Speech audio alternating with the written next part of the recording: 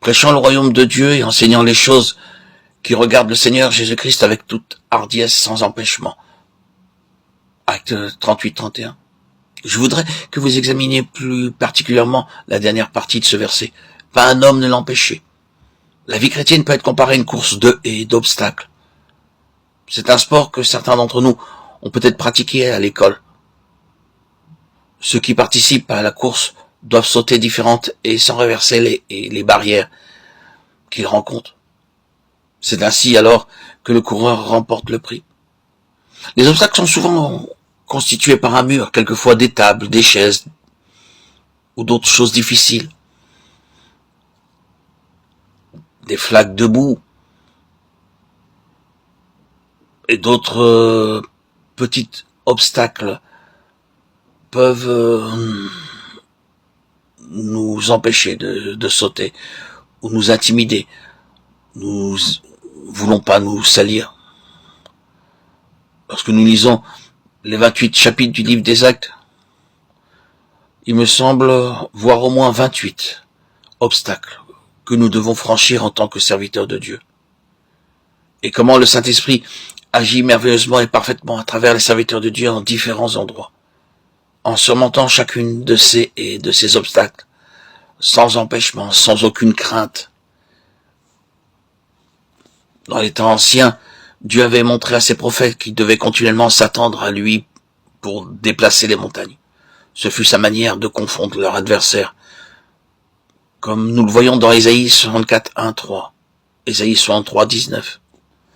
Or, si tu déchirais les cieux, si tu descendais, les montagnes s'ébranleraient devant toi, comme s'allume un feu de bois sec, comme s'évapore l'eau qui bouillonne.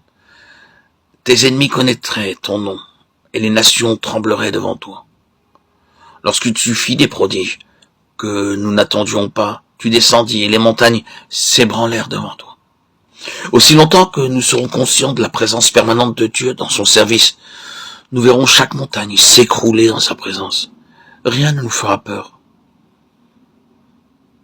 Nos propos,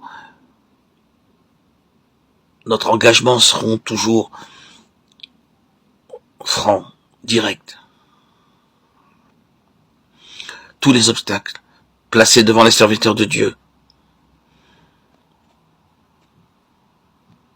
ne peuvent pas ébranler la grâce de Dieu. C'est ainsi qu'on peut avancer et franchir tous les obstacles en grande confiance. Et comme ils avaient les regards fixés vers le ciel pendant qu'ils s'en allaient, voici 2 hommes vêtus de blanc leur apparurent.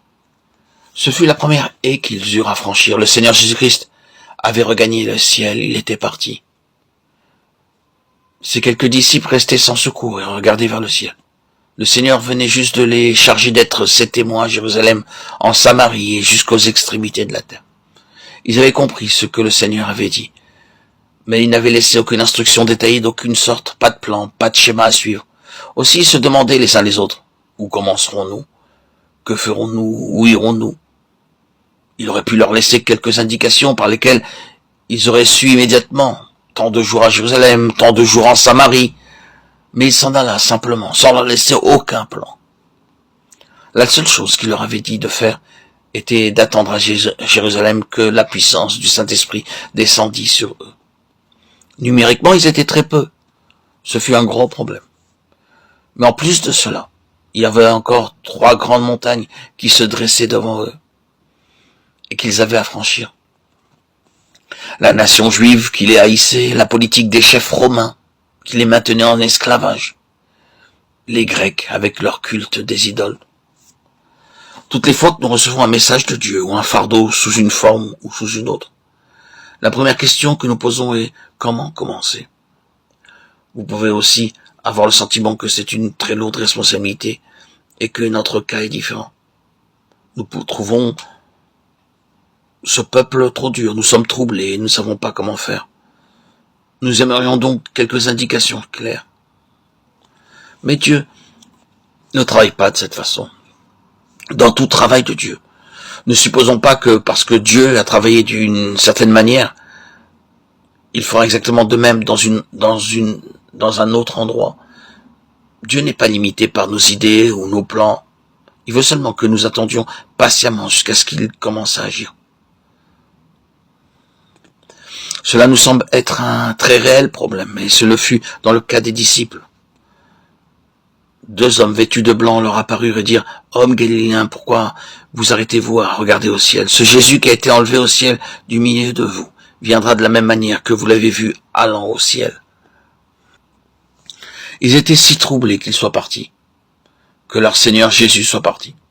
Ils savaient parfaitement que le Seigneur Jésus-Christ reviendrait, et ils devaient simplement le croire et attendre. Que ce soit long ou pas, ce n'est pas leur affaire. Ils devaient aller et attendre, comme cela leur avait été demandé, et au temps marqué par Dieu. Il leur dirait lui-même, alors, ce qu'il ferait ensuite. C'est ici l'enseignement que nous devons avoir. Apprendre, attendre le temps de Dieu. Attendre patiemment, car Dieu a un moment pour chaque travail, et il travaille selon son propre temps. Nous ne devons pas bouger jusqu'à ce que nous ayons reçu clairement du Seigneur l'ordre de marcher, et certainement pas l'ordre des hommes,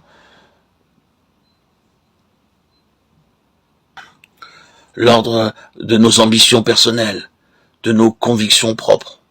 Il faut laisser le Seigneur parler à travers nous, lui laisser de la place pour qu'il puisse y résider par son esprit et nous apprendre le chemin à suivre.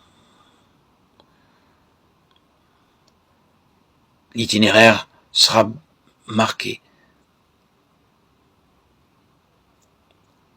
et nos plans n'auront peut-être rien à voir avec les plans de Dieu. Ils tomberont en ruine ou tourneront vers l'échec si nous maintenons selon notre propre volonté. Il ne faut pas tenir compte de ce que nous pensons, mais laisser Dieu agir en nous. Si, en notre être intérieur, en nous-mêmes, nous n'entendons pas la parole, les appels, portons notre regard vers l'extérieur. Dieu nous enverra des messagers. Il sait quand nous pouvons discerner son message, si c'est de l'intérieur ou par des événements extérieurs. Dieu nous parle constamment. À vous de savoir l'entendre et d'attendre patiemment. N'en tirez pas des conclusions hâtivement. Patientez. Dieu ne veut que vous aider. C'est une affaire personnelle entre votre âme et Dieu. Nous pouvons avoir affaire qu'à Dieu et nous devons apprendre à attendre patiemment jusqu'à ce que l'heure exacte du Seigneur arrive. Comme cela sera sûrement